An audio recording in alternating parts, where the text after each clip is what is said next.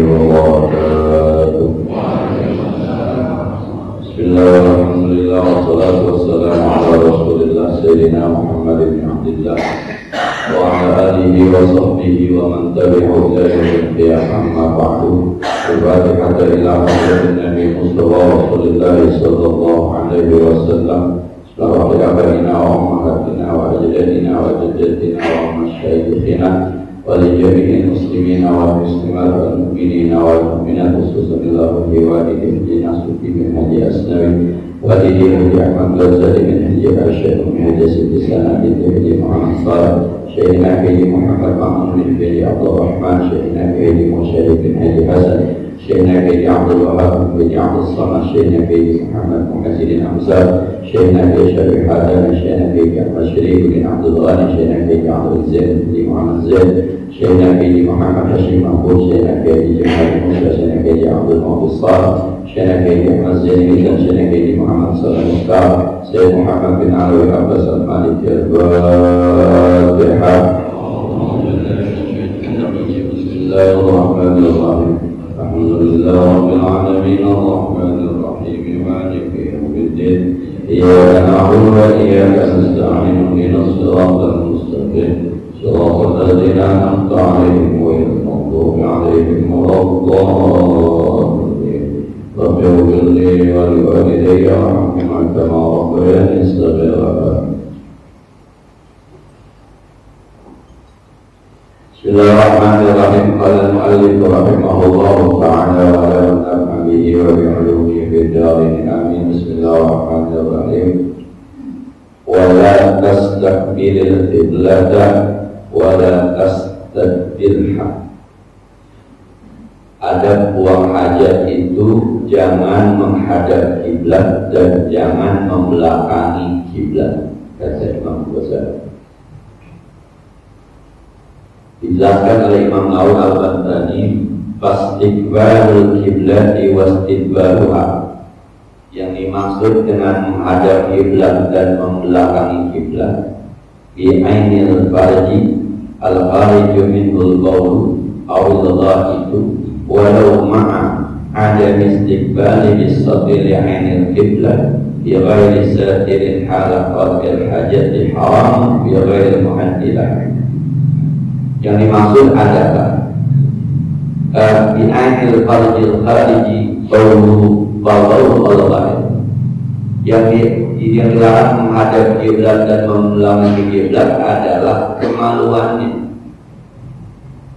sekalipun badannya tidak menghadap kiblat, tapi kalau kemaluannya ditikungin begitu, kiblat ke sana, dia buang hajat ke sana, atau kiblat ke sana.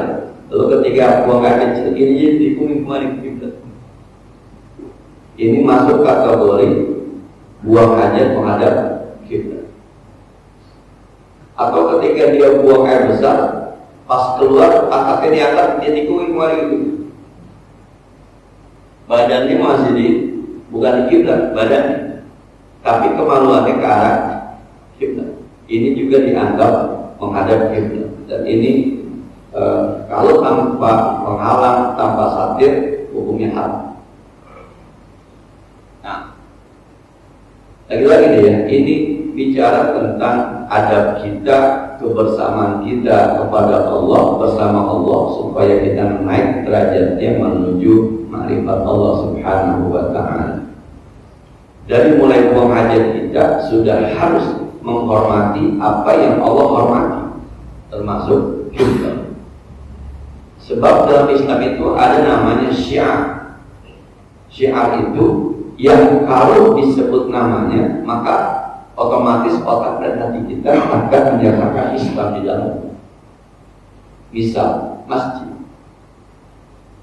Quran, maulid, haji, umrah, termasuk Ka'bah. Di Quran mengatakan wa may yu'azzim sya'airallah fa huwa min taqwal qulub. Siapa orang yang mengagungkan syiar-syiar Allah itu termasuk ketakwaan di dalam hati. Maka ada ulama bilang, bapak duduk menghadap kiblat, terus kakinya gini gelonjor, itu makruh. Jadi kalau mau melonjor jangan menghadap kiblat. Kenapa? Ini khawatir dianggap menghina kiblat.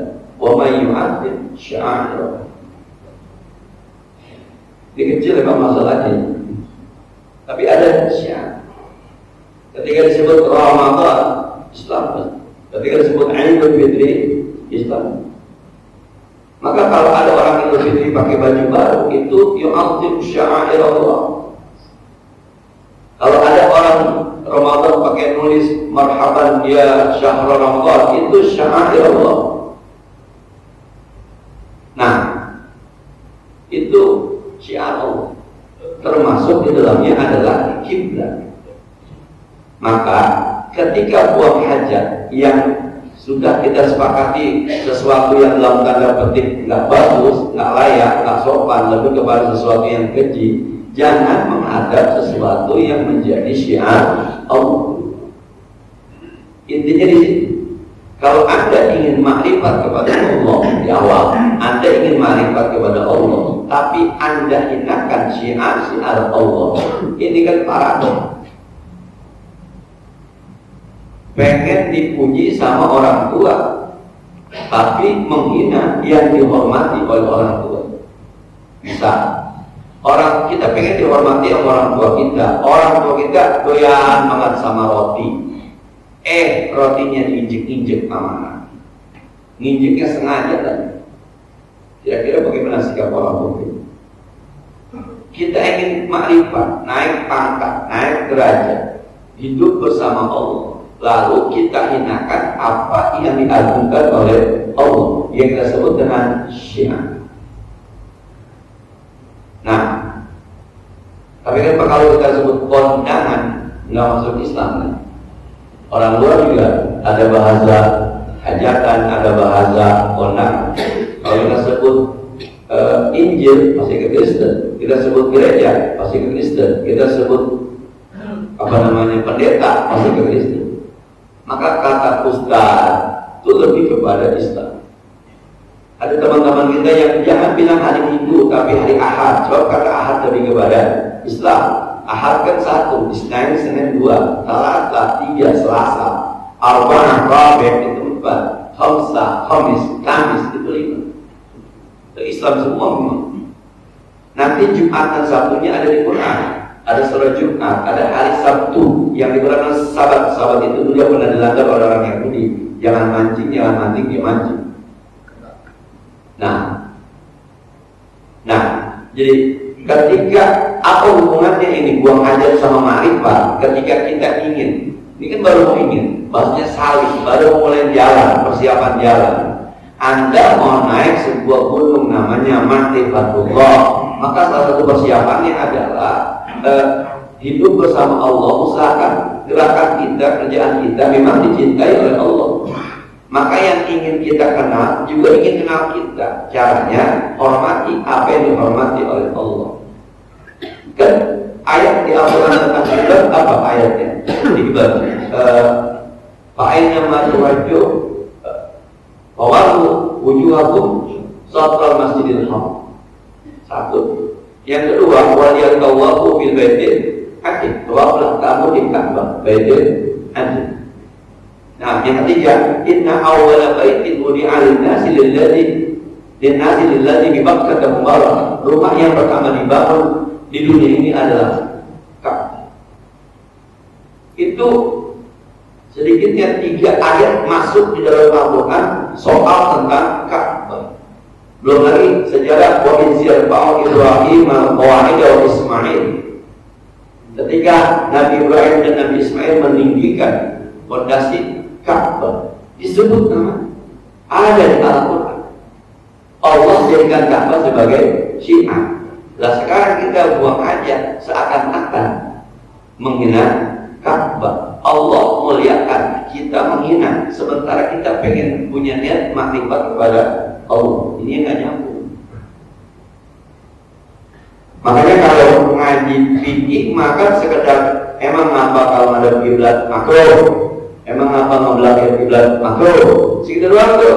Maka kalau dipikir kadang-kadang ada yang bilang, alah makruh ini bukannya haram. Itu kalau dipikir waktu nggak lupa apa-apa, orang sebanyak sunat sih, sunat makan boleh ditinggalin, sunat ini. Itu kalau begitu, kalau tak tahu kalau begitu, yang nyuruh sembahyang tahajud siapa? Wa minal laili fatahajjad bihi nafilatallah, tengah malam bertahajudlah kamu. Yang nyuruh siapa? Allah. Kalau yang nyuruh Allah kira-kira sunnah apa wajib? Kalau nggak tahu. Nah, Pak, kalau yang nyuruh Allah kira-kira sunnah apa wajib? Tapi pikir lagi itu logikanya. Pikir logikanya bukan logika hati. Pikir logikanya logika akal, logika ilmu. Coba lihat. Wa minal laili fatahajjad bihi nafilatallah. Bangunlah tengah malam bertahajudlah sebagai tambahan buat kamu. Tambahan. Maka kalau tambahan bukan yang wajib berarti sunnah. Diperkuat dengan ayat yang lain, ya ayyuhal muzammil qum al-laila illa qalila nisfahu aw inqus minhu illa qalila aw zid 'alaihi wa rattilil qur'ana tartila. Hai orang yang bersibuk, bangunnya di tengah malam atau lebih dikit, atau lebih banyak atau lebih dikit. Lah kalau wajib kan ada banyak dikit. Johor 4 rakaat ajib, itu wajib namanya. Maka ketika kata Allah boleh dikit boleh banyak, berarti hukumnya bukan wajib, disuruh tapi nggak pasti. Ini namanya sunnah. Itu logika akal fikih. Nah, puasa Senin Kamis sunnah. Yang nyuruh siapa? Nabi. Nah, kalau Nabi yang nyuruh kira-kira sunnah wajib. Itu logika tasawuf. Maka yang masih menggunakan bahasa sunnah ini, makruh ini, itu levelnya syariat. Itu levelnya syariat, masih di syariat. Yang udah pakai level toilet yang sampai kepada hakikat, nggak begitu level hakikat. Pokoknya udah nggak ada jeda, disuruh kerjaan aja, disuruh. Udah lagi tidak lagi melihat apakah wajib, apakah sunnah. Dilarang nggak? Dilarang, tinggalin aja. Mau namanya makruh, mau namanya haram, ya tinggalin aja. Itu levelnya level hakikat. Kita di level mana apa? Level mandul gitu. Udah nggak dilarang, ditambah, disuruh, ditinggalin. Ya, bikin kagak kesautan. Kira-kira begini hubungannya kenapa Imam Ghazali membahas tentang adab buang air besar, karena di situ ada syiar Allah. Kemudian kata Imam Nawawi Al-Bandani yang mensyarahkan ini, wa bisa diri khilaful aula sawa'un kana bisohra'a aw binibinain. Menghadap kiblat kalau menggunakan satir maka hukumnya adalah khilaful aula, baik itu di lapangan atau di bangunan. Kita bikin rumah kemudian dihadapkan ke arah kiblat, WC kita, itu hukumnya namanya khilaful aula.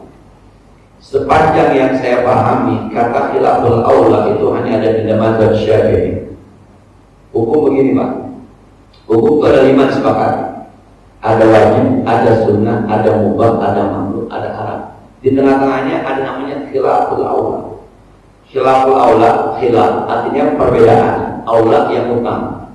Ini karena banyak perbedaan pendapat ulama tentang apakah boleh WC ngadep kiblat ketika dibangun di dalam rumah. Ulama banyak berbeda pendapat, saking banyaknya hampir dianggap 50-50. Ada yang bilang nggak apa-apa karena ada satirnya, ada yang bilang yang nggak boleh sebab menghadap kiblat terus. Maka akhirnya diambil sebuah hukum namanya khilaful aula.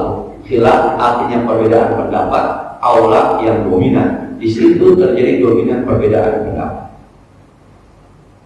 Nah, maka yang aman tinggalkan sesuatu yang banyak perbedaan pendapat.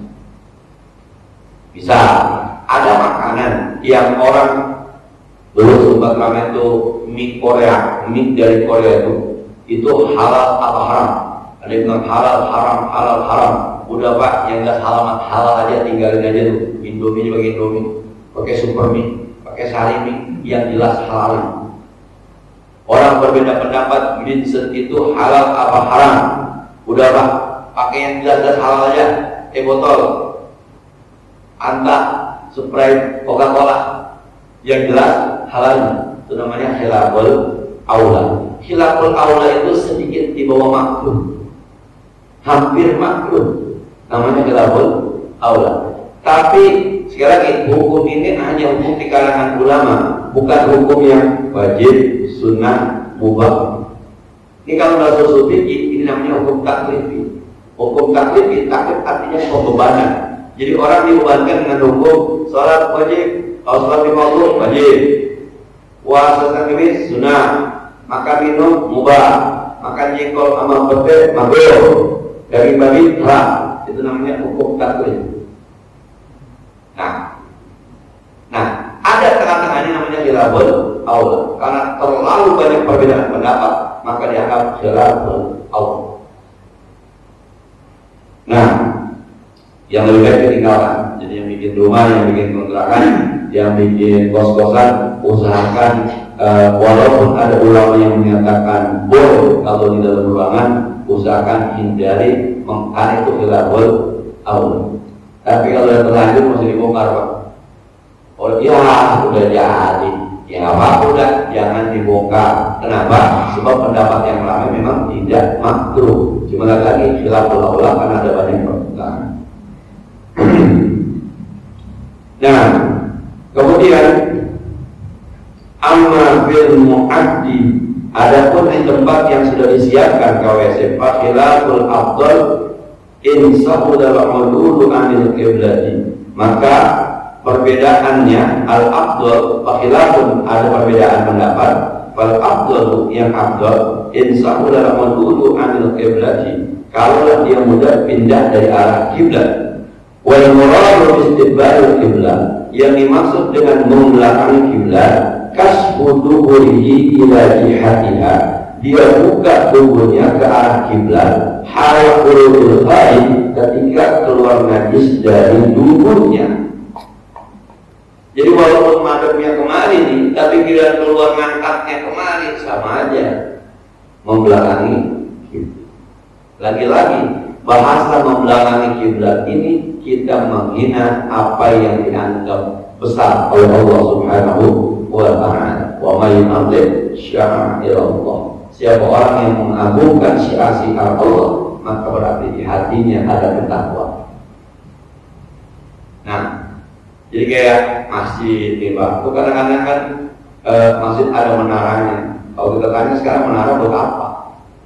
Dulu zaman Nabi orang naik ke menara ada, Allahu Akbar, maka disuruh apa? Ke kanan, hayya 'alas shalah, hayya 'alas shalah, supaya didengar. Ke kiri, hayya 'alal falah. Dulu menara. Sekarang bukan orang yang naik, toangnya naik. Tapi fungsinya sama kan? Kalau menanyakan buat apa udah menara? Syiar, gitu. Menara itu buat syiar. Ketika ada masjid di sana, ada azan, itu azan itu syiar. Nah, cuma kadang-kadang azannya ketinggian menaranya, jadi yang jauh kedengeran, yang dekat kelewatan. Begitu Pak suaranya. Yang dekat-dekat masjid ini nggak kedengeran, yang jauh ada yang jauh baru datang, yang dekat kada datang. Kelewatan suaranya kelewatan. Itu banyak orang penceramah Pak. Karena dibisikin oleh panitia tetangga masjid ke masjid gitu katanya. Nah, dan jadi ini wa may yu'azzim sya'air Allah, masuk kategorinya kemarin. Jadi kalau kita sekali lagi ngaji Marakil Ubudiyah pengen naik status penghambaan kita dari mulai syariat naik kepada hakikat pada akhirnya makrifat, maka jangan menghina apa yang disyiarkan oleh Allah Subhanahu wa ta'ala, termasuk kiblat.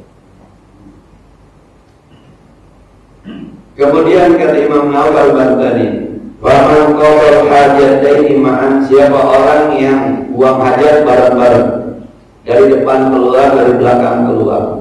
Summa, kemudian yajibu alaihi al-istidar illa min jihatil qiblati faqat, wa lam yajib alaihi al-istidar, maka dia tidak wajib menutup diri illa min jihatil qiblat, kecuali dari arah kiblat. In istaqbalaha aw istadbaraha, kalau dia kebetulan menghadap kiblat atau membelakangi kiblat. Wa yushtaratu fi 'ardis satiri ay ya'umma jami'a ma tawajjaha ila kiblati walau juzajan, dan disyaratkan ketika membuat satir itu bahwa menyeluruh semua yang arah ke kiblat sekalipun terbuat dari kaca, bahwa min surati ilal ardi, dari arah pusar ke bawah. Jadi ukuran satirnya itu kira-kira dari pusar ke bawah. Nah, jadi kalau kita berdiri, pusar kita ambil ke bawah. Dulu Pak, zaman jamban, apa ingat jamban? Kira-kira dari pusar ke bawah ya? Dari pusar ke bawah. Nah, dulu zaman jamban, saya ngerasain Pak. Saya kecil tuh main di jamban ngerasain. Pokoknya hadis kita jatuh langsung habis semaikan betik. Dia paham. Habis itu betiknya kita pancingin, kita goreng. Ada yang bilang ini halal apa haram, makan aja, saya kata gitu. Dulu. Nah, saya termasuk generasi yang di kebun ngerasain, di jamban ngerasain, masuk WC juga ngerasain, sampai sekarang pakai WC duduk ngerasain. Bahkan sekarang ada WC yang bisa nyibukin sendiri. Ya. Nah, pertama kali ketemu saya kaget juga, waduh, ini bisa nyibukin sendiri WC. Dan jadi usahakan ketika buang air besar, buang air kecil tidak menghadap kiblat. Bukan usahakan sih, harus ketika kita punya keinginan untuk makrifat kepada Allah Subhanahu wa Ta'ala. Urusan kecil ini luar biasa di hadapan Allah Subhanahu wa Ta'ala. Nah, sawa'un bidzalika al-qa'im wal jalis, baik pada posisi berdiri maupun posisi duduk. Kalau qadha hajatahu qa'iman, kalau ada orang yang buang air kecilnya berdiri, fala budda ayastura min suratihi ila mawdi'i qadami siyanatan lil qiblati, maka dia harus menjaga dari pusarnya sampai ke bawah tumitnya, menjaga jangan sampai mengarah kiblat. Wa in kana til auratu tanpa ilil rukbati, sekalipun auratnya cuma sampai ke dengkulnya. Auratnya ketika diangkat dengkulnya doang kelihatan, tapi tutup auratnya dari pusar sampai bawah. Khawatir nanti dianggap menghadap kiblat yang berdiri. Nah, wali syaratu ayyakuna bainahu wa bainas satir salasatu azru'in wa aqalla bi zira'il adamiyil mu'tadid. Kalau bisa jarak dia dengan satirnya itu 3 hasta. 3 hasta kira-kira 1 meter deh. Kalau ini 30 cm kali 3 91 meter. Kita di sini buang hajat, satirnya kira-kira 1 meter. Atau lebih kurang dari 1 meter. Jangan kejauhan, Bang. Kita buang air di sini, tempokan satirnya, yang kelihatan orang. Maka biasanya WC di tempat kita nggak ada yang besar, kan kecil-kecil semua. Nah, biasanya nggak ada WC itu ukurannya kayak ukuran kelas 8x7, nggak ada. Kecuali WC umum rame-rame, dibagi-bagi lagi nanti. Jangan terlalu jauh atau terlalu dekat.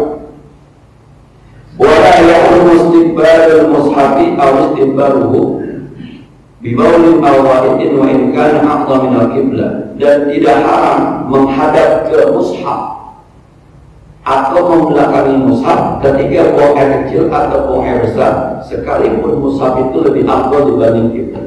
Mushaf itu Pak, kalau satu Quran namanya Quran. Kalau mushaf itu Bapak punya Quran tulisan kan, selembar-lembar sejus-sejus, itu namanya mushaf. Atau Bapak punya gabungan Yasin, Al-Kahfi, Al-Waqi'ah, yang kita sebut dengan Majmu' Syarif, gabungan ayat-ayat yang dianggap mulia, itu namanya mushaf. Kalau dari Al-Fatihah sampai Anas jadi satu namanya Al-Quran. Tapi kalau dipegal-pegalin, diputus-putusin, itu namanya mushaf. Misal kita lagi buang hajat, di depannya ada mushaf, itu nggak makruh. Nah, tidak menghadap kiblat, tapi menghadap mushaf itu tidak makruh, nggak apa-apa. Kalau pengarang, padahal yang namanya mushaf lebih afdol. Mushaf lebih afdol dibanding kiblat. Mushaf kelihatan di depan kita, kiblat kagak kelihatan. Tapi larangannya lebih kepada kiblat dibanding kepada mushaf. Kalau bahasa beliau ini bahasanya adalah li'annahu qad yasbutu lil maqbul ma yasbutu lil fadil. Karena terkadang ada syariat yang mengumpulkan yang maqbul dibanding yang fadil. Makbul itu dikumpulkan, fadil itu yang kumpul. Nah, begini Pak, kalau kata Ustaz Abdul Somad, antara silet sama kampak itu muliaan kampak. Tapi kalau buat nyukur kubis, jangan pakai kampak. Nah, ya, antara silet antara kampak dengan golok itu hebatan golok gitu misalnya, hebatan kampak. Tapi kalau potong kambing jangan pakai kampak. Jadi kadang-kadang ada yang lebih afdol, tapi di satu sisi justru dia harus dikalahkan. Ada yang lebih afdol, tapi di satu sisi dia harus dikalahkan. Memang begitu. Sekarang gini Pak, ada acara pernikahan di sini, ada pulau besar, ada petugas KUA. Siapa yang mimpin? Siapa yang afdol? Taruhlah kita anggap di sini nih ada Gus Baha, di sini nih ada Kiai ahli tasawuf. Nah, misal terus ada petugas KUA. Siapa yang mimpin? Tugas KUA. Siapa yang afdol? Iya. Saat itu memang harus didahulukan yang mafdul dibanding yang afdol. Apa dia nggak bisa mimpin nikah? Ya bisa. Orang dia juga 3 kali nikah. Paham? Nah, tapi yang mimpin yang bukan yang afdol, yang mafdul. Maka dalam kehidupan itu harus paham aja Pak, harus paham bahwa yang kita katanya afdol itu nggak mesti juga harus diubah, karena kadang-kadang yang afdol kalau dengan yang mafdul. Mafdul itu dia afdol karena diafdolkan. Kalau ini afdol dengan sendirinya, dirinya sudah afdol. Kalau ini afdol karena kita dipaksa afdol itu. Petugas, mohon maaf ini cuma sebagai ruang. Petugas KUA kan Pak, nggak semuanya ustaz, nggak semuanya kiai. Dia mulia karena dipaksa oleh jabatannya. Jadi orang menghormatinya. Coba kiai tanpa jabatan juga orang menghormatinya. Ini namanya afdol, ini namanya mafdul. Tapi yang mimpin nikah banyak kiai. Ya tugasnya apa? Doa doang kunjungan. Cuma amplopnya kemudian kiai ya. Afdol namanya. Nah, ini kan mafdul namanya. Ya, terlepas dari itu. Jadi kadang-kadang ada yang afdol, ada yang mafdul. Yang mafdul justru dilebihkan dibanding yang afdol. Dan besok lebaran Idul Fitri. Mohon maaf informasi saja, informasi yang saya terima dari teman-teman yang kerja pada agama. Idul Fitri besok agak beda lebaran, ada perbedaan. Ya gara-gara hilal yang biasanya 2 derajat tingginya sekarang diganti patokannya menjadi 3 derajat. Kesepakatan dari umat Islam Asia Tenggara. Maka besok tinggi hilal antara 1 sampai 2 derajat, tidak sampai 3. Teman-teman Muhammadiyah insya Allah lebaran duluan hari Jumat. Teman-teman NU dan negara akan lebaran belakangan hari Sabtu. Kelihatannya itu akan terjadi lagi di Idul Adha. Nah, ya itu sekedar informasi aja. Kalau saya ditanya, Ustaz bagaimana? Saya mau ngikutin negara aja nggak capek. Kalau ngikutin yang lain capek, banyak yang nanyain. Maka saya selalu ngomong, besok Pak puasa Lebaran nungguin pengumuman ya, nungguin pengumuman, jangan WhatsApp saya. Sebab biasanya itu dari jam 4 sore sampai itu WhatsApp. Ustaz Lebaran kapan? Ustaz Lebaran apa kabar? Ustaz terawih mulai kapan? Ustaz Lebaran besok bikin tidak apa kabar? Sekarang saya bikin lucu aja. Ya kalau uli sama kafenya matang, gue Lebaran. Kalau uli kafenya belum matang, gue Lebaran. Jadi itu informasi. Nah, kalau di tuan rumah, Pak, kita jadi tuan rumah nih. Yang afdol kita apa anak kita? Kita bapak yang afdol. Yang dipersen siapa?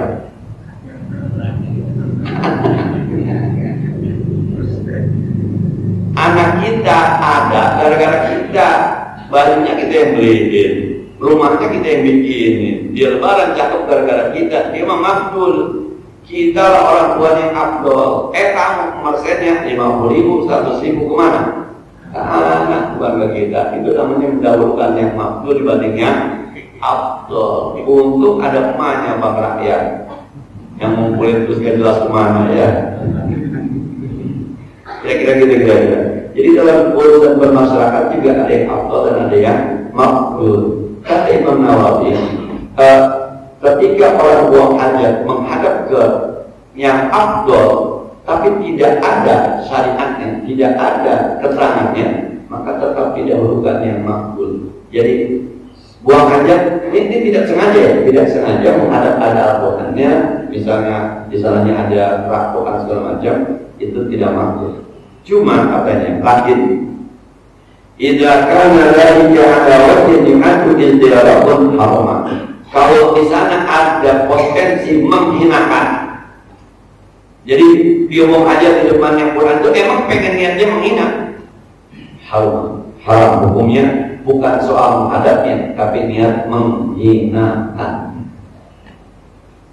Bahwa dia pun umrah, bahkan kadang-kadang itu menjadi sebuah kekafiran. Kata yuqalu istiqbalil qabril mukarramin aw istidbarihi. Begitu juga ketika buang hajat menghadap kubur yang yang karam, yang dihormati, atau membelakangi. Misalnya, mohon maaf, ada kubur-kubur yang sering didatangkan oleh orang-orang berziarah. Mungkin kubur yang ada di luar Batam, kubur yang ada di Banten. Ada orang kencing ada kuburan itu menghina kuburan maksudnya. Maka bukan soal menghadap kuburan kencing makruh haram, bukan, tapi soalnya Anda punya potensi menghina. Nah, sampai sini soal nanti kita lanjutkan soal bagaimana cara duduk yang baik ketika buang hajat, insya Allah. Sebagaimana biasa barangkali yang perlu kita diskusikan lebih lanjut di Mesir.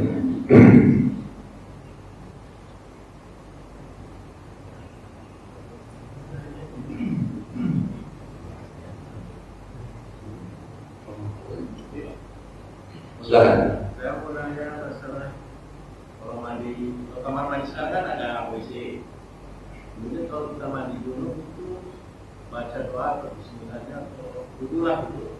Kamar mandi apa perbolehkan gimana? Iya, menyebut nama Allah di tempat yang kita anggap tidak layak, hukumnya makruh. Nah, jadi kalau teman-teman di kamar mandinya ada WC lalu mandi hadas, maka niatnya cukup di hati, jangan diucapkan di mulut. Jangan pakai nawaitu raf'al hadasil akbar an jami'il badani lillahi ta'ala. Itu kata lillahi ta'ala ini bermasalah. Maka niatlah di dalam hati. Sama, habis mandi kemudian wudu, jangan dibaca nawaitul wudu'a li raf'il hadasil asghari fardhan lillahi ta'ala. Jangan dibaca, cukup di dalam hati. Nah, jadi yang bikin makruhnya itu menyebut nama Allah di tempat yang menurut kita tidak layak. Sama lagi buang hajat, ada orang azan, Allahu Akbar, Allahu Akbar, emang biasanya. Iya. Di hati aja Pak, jangan Allahu Akbar. Itu setan bukan lari Pak, ketawa. Kata setan, salah server Mas. Di situ tidak boleh disebut karena posisinya. Nah, posisinya posisi yang di tempat tidak. Gitu. Nah, ada. Silakan, Pak. Mohon maaf Ustaz kalau dimensinya agak diperlebar sedikit ya. Ini kan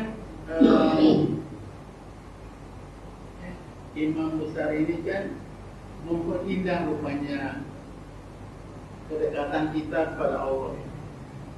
Kalau dilihat di sisi lain, ada orang berkata, bahkan ulama yang berkata, you harus ikuti apa yang sudah dicontohkan sama Nabi.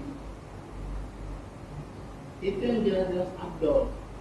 Yang lain juga itu. Mungkin ini yang sebagian orang bilang adalah istilahnya itu perbedaan pandangan. Dia bilang kalau dia nggak ikut Nabi itu apa istilahnya? Beda. Nah, bid'ah itu sendiri sebenarnya definisinya apa ya? Dan bagi orang awam seperti saya, sebaiknya saya mengambil di mana? Kalau misalnya ulama ini berkata begini, ulama di sini berkata begini. Kalau ukuran orang awam kan kanan tambah kiri bagi dua, kira-kira kita ambil di situ. Iya. Tapi dalam konteks agama ini, bagaimana Ustaz? Tolong pandangannya, terima kasih. Nah, kata bid'ah pertama kali muncul itu di sabda Nabi Sallallahu Alaihi Wasallam. Inna asdaqal hadis kitabullah wa khairal hadi Muhammad Sallallahu Alaihi Wasallam. Wa sharral umuri muhdatsatuha wa kullu muhdatsatin bid'ah wa kullu bid'atin dhalalah wa kullu dhalalatin bid'ah. Inna ahsal hadis kitab. Cerita yang paling benar adalah Al-Quran. Petunjuk yang paling baik adalah petunjuk Nabi Muhammad. Semua yang baru-baru, lihat kemarin, asdaqal hadis kitab. Semua yang baru-baru artinya yang tidak ada di Al-Quran atau tidak ada di hadis Rasulullah SAW, baik tidak ada dalam arti tidak ada rujukannya, tidak ada teksnya, tidak ada contohnya. Kullu muhdatsatin bid'ah, yang baru-baru itu bid'ah. Bid'ah itu dari kata badi. Allah pun menyebut dirinya badi'us samawati wal ardh, sang kreator langit dan bumi. Jadi orang berusaha berkreasi, tapi di bidang agama bid'ah. Inovasi yang kebablasan. Nah, kullu bid'atin dhalalah, setiap yang bid'ah itu sesat dan setiap yang sesat itu bid'ah. Ya. Lalu ini kemudian menjadi perbincangan di kalangan ulama. Apakah segala sesuatu yang tidak ada landasannya dari Nabi atau dari Al-Quran itu bid'ah?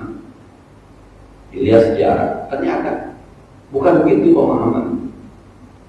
Pemahamannya adalah segala sesuatu yang tidak punya rujukan, yang tidak punya rujukan. Misal gini, ada seorang sahabat sholat di belakang Nabi, tiba-tiba ketika Sami Allah wa liman hamidah, yang mereka bilang Rabbana lakal hamdu hamdan katsiran thayyiban mubarakan, Nabi nggak baca. Ya, selesai semuanya karena Nabi. Tadi yang baca itu siapa ya? Rabbana lakal hamdu. Nabi agak tadi yang baca siapa ya? Pada mengincip itu pada diam aja. Yang baca juga diam aja. Nabi juga sejuk, yang baca siapa? Baru sejuk, saya Rasul. Kamu yang baca? Saya lihat ada 11 malaikat berebut ingin mencatat amal baik yang kamu sebutkan. Ini kan gak ada sumbernya dari Nabi, Tapi orang atau itu zaman Nabi, udah ada yang gitu. Ya.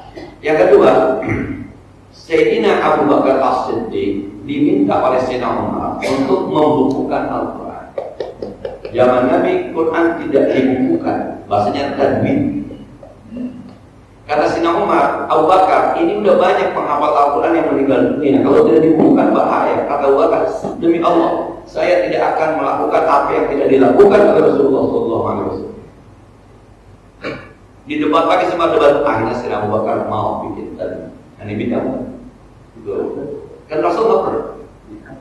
Nah, maka akhirnya kan bahasanya ini ada sesuatu yang bid'ah tapi punya rujukan. Yang nggak boleh itu yang tidak punya rujukan. Nah, yang tidak punya rujukan, sesuatu ibadat yang tidak punya rujukan. Ya. Kemudian ketika zaman Sayyidina Umar bin Khattab, pemerintahan dibikin administrasi yang rapi sekali. Sampai ada namanya Al-Hajib. Al-Hajib itu pengawal pas pampres.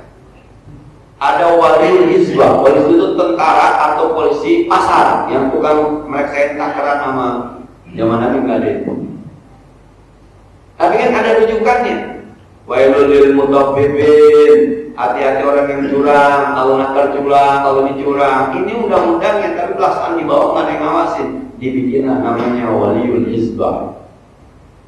Ini kata negara. Nah, dari sini kemudian, kalaulah Anda mau menyamakan bid'ah, ulama mengatakan bid'ah itu ada bid'ah hasanah gitu, ada bid'ah dhalalah, ada bid'ah yang baik, ada bid'ah yang sesat. Nabi nggak pernah bagi itu, iya, tapi sejarah membaca itu, tuh. Sejarah membaca. Nah, Abu Bakar As-Siddiq, zaman Sayyidina Utsman, kalau nggak salah, Ka'bah itu dirubah. Maka Ka'bah itu kan sebenarnya itu Hijri Ismail masuk Ka'bah. Tapi tidak dibangun seperti semula. Nah, bahkan sekarang sa'i juga berubah kan dari zaman dulu, melontar berubah dari zaman dulu. Ketika melontar dulu yang bapak-bapak pergi haji tahun 2000 sebelum tahun 2004, 2003 ke sana, itu kan tiang satu Pak. Sekarang lebar, itu bid'ah bukan? Nah, karena kebutuhan, maka ada akhirnya ada bid'ah hasanah selama ada rujukannya. Dan adakah sejarahnya? Mohon maaf nih, adakah sejarahnya Aisyah radhiyallahu anha sebagai istri yang solehah cium tangan ke Nabi sebagai suaminya? Pernah ada riwayatnya? Cium tangan. Sebagaimana sekarang orang-orang Indonesia Jakarta suami istri itu yang solehah cium tangan kepada suaminya. Ada? Nah, ketika Islam masuk ke Indonesia itu, ketika misalnya Islam masuk ke Indonesia, Islam masuk ke Turki, itu kan ada bahasa as-salihatu qanitatun hafizatun lil ghaib. Perempuan-perempuan solehah adalah perempuan yang tunduk kepada Allah dan orang-orang yang menjaga kehormatannya ketika suaminya enggak ada. Tunduk kepada Allah, tunduk kepada Rasulullah, salah satunya taat kepada suami. Bagaimana taat kepada suami? Masuk ke Indonesia, cium tangan. Maka cium tangan itu kalau pakai rujukan kagak ada dari Nabi, hukumnya bid'ah. Tapi kalau ngambil rujukan ini kan termasuk menghormati suami, maka jadi sunnah. Mana yang diambil? Kira-kira gitu. Jadi bid'ah itu bukan tidak ada rujukan. Yang kedua. Orang awam bagaimana? Yang asik aja di orang awam. Kita kan awam. Yang asik aja, yang serg aja menghindar. Sebab al-awwam la mazhaba lahu. Orang awam kalau ada mazhabnya. Nah, Quran gua bisa baca, gua gak paham. Hadis gua ngaji, belum bangun. Ada yang tahu ini, ada yang cocok sama ente mana? Orang awam loh. Sama gua pokoknya yang namanya subuh kagak pakai kunut silahkan. Gua pakai kunut aja silahkan. Lu gak usah ribut-ribut. Orang sama awam. Dan kalau bahasa kasarnya batin kita nih, mohon maaf, sama-sama awam kan bahasa kasarnya sama-sama bego Pak. sama-sama nggak tahu, sama-sama terbatas ilmunya. Ya udah, jangan salah-salahan. Seremnya di mana seremnya? Kalau ngajinya sama Gus Baha, ya Bugono. Kalau ngajinya sama Khalid Basalamah, ya Bugono. Kan gitu kan rujukannya. Ini ngaji siapa nih? Khalid Basalamah. Apa ngaji sama Gus Baha? Apa ngaji sama Ustaz Abdul Somad? Apa ngaji sama Ustaz Adi Hidayat? Kalau Ustaz Abdul Somad lebih ke NU, Ustaz Adi Hidayat lebih ke Muhammadiyah. NU lebih ke Syafi'i, Muhammadiyah lebih ke Maliki. Bapak lebih kemana? Ke Cengkareng kayaknya. Ya, gitu ya. Jadi begitu awalnya bid'ah, begitu akhirnya pemahaman bid'ah. Nah, pernyataan teman-teman yang melihat sejarah bahwa ada bid'ah hasanah, ada bid'ah dhalalah, tidak diterima oleh teman-teman belah sono karena tidak ada rujukan dari Nabi soal bid'ah hasanah, soal bid'ah dhalalah. Tapi sejarah menunjukkan itu. Sejarah menunjukkan itu. Nah, bahkan kalau mau dibid'ahin, Sayyidina Ali bid'ah, Sayyidina Abbas bid'ah, Fatimah bid'ah. Apa kata Nabi? Manuros, matarokna sadaqatun. Kita para Nabi tidak meninggalkan ahli waris, tidak meninggalkan warisan. Semua yang kami tinggalkan hukumnya adalah sedekah. Nabi meninggal, Abu Bakar As-Siddiq merawat, Fatimah nyari warisan bapak saya mana? Kata Abu Bakar, mohon maaf Fatimah, nggak ada. Kata Abi kemarin, semua yang ditinggalkan adalah sedekah. Marah Fatimah. Apakah kamu melanggar bawah itu? Terus kita bilang Fatimah ahli bid'ah. Nah, Abu Bakar meninggal, next Sayyidina Umar. Yang nyari warisan siapa? Sayyidina Ali, Abbas. Sayyidina Ali itu adalah suaminya Fatimah, Abbas adalah pamannya Nabi.